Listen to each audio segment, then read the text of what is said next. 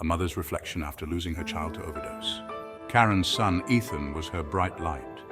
He was creatively funny, so smart, so intuitive. He had a few behavior issues early on which Karen thought he would outgrow. He faced relentless bullying at school, clashed with home rules, and battled inner turmoil. He felt utterly misunderstood. School became an obstacle full of other students he didn't want to fit in with. He stopped trying to do homework. Social media influencers told him the school system was a waste of time, and he agreed. During COVID, he wouldn't often log into classes for school. When he did, he'd play games with his camera off. He slipped into a comforting space of dark withdrawal. He refused counseling. At home, Karen became increasingly frustrated with Ethan. She felt the pressures of working full-time and getting a degree to provide for him and his siblings. She tried to reach him emotionally, but Ethan's mind and heart could not be reached. He did not reciprocate, making her feel weaker and more shattered. She lost her self-worth and purpose as a parent, unable to convince him to see any better life direction. Ethan's father, Tom, tried to help but could only visit every week or two. He had a new family in a nearby town, making it hard to participate in Ethan's life. Ethan felt trapped and unsupported, with only a couple of hours from his father every few weeks. Ethan's behavior spiraled out of control, skipped meals, violent outbursts, and suicidal thoughts. Karen sensed something was terribly wrong. She found drugs, leading to explosive confrontations and desperate pleas for help from his school and local agencies.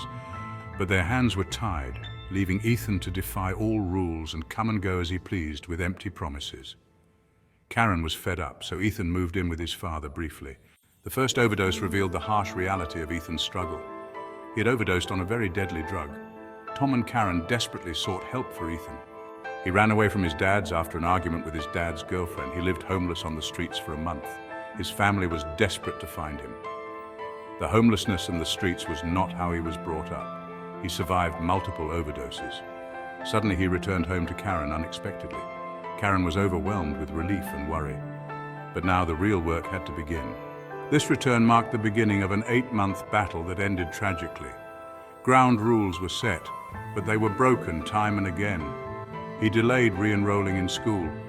He only wanted to hang with his friends from the mental hospital, said he'd get a job and he'd never use again. Tom and Karen tried steering him to common sense paths, but Ethan showed little interest. He denied an addiction. He resented and thwarted his parents' attempts to circumvent and prevent any future overdoses. He overdosed several more times after that. As a minor, he used his right to refuse treatment. Laws prevented Karen and Tom from forcing him into life-saving inpatient treatment under most circumstances. Several inpatient hospitals refused to take him. Every day Karen feared the worst when he was at home and when he was gone. She was angry and afraid. Authorities could do almost nothing, and laws allowed her to substantially enforce almost nothing. Ethan's life spiraled out of control. He was heading for death, and there was nothing she could do. It wasn't a matter of if, but when. She could only hold her breath, hoping for the best. One morning, Ethan left home and was found later alone. He had taken his last breath. Officers notified her of her son's overdose. In the home where she lived life with her children, she was told that Ethan did not survive. This time, there would be no new trips to the hospital or ambulance rides. No more checking his backpacks for more drugs. No more smell of burning fentanyl in the house with denials. No more home drug tests. No more juvenile court dates trying to get the court to help her save his life.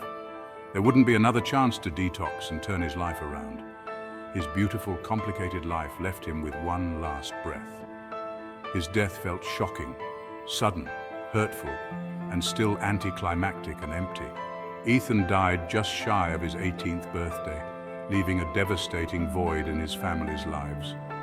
Karen, through all of the pain and turmoil, had just been surviving.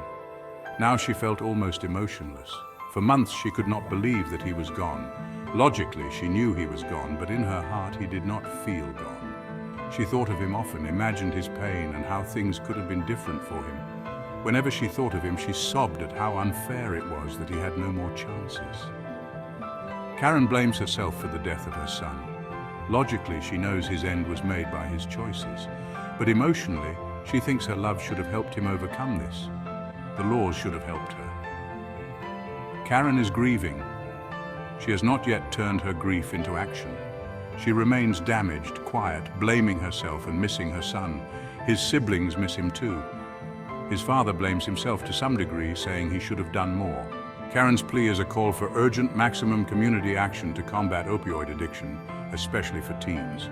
Fentanyl is a deadly time bomb, and it's often hidden in other drugs. Families need urgent action and support.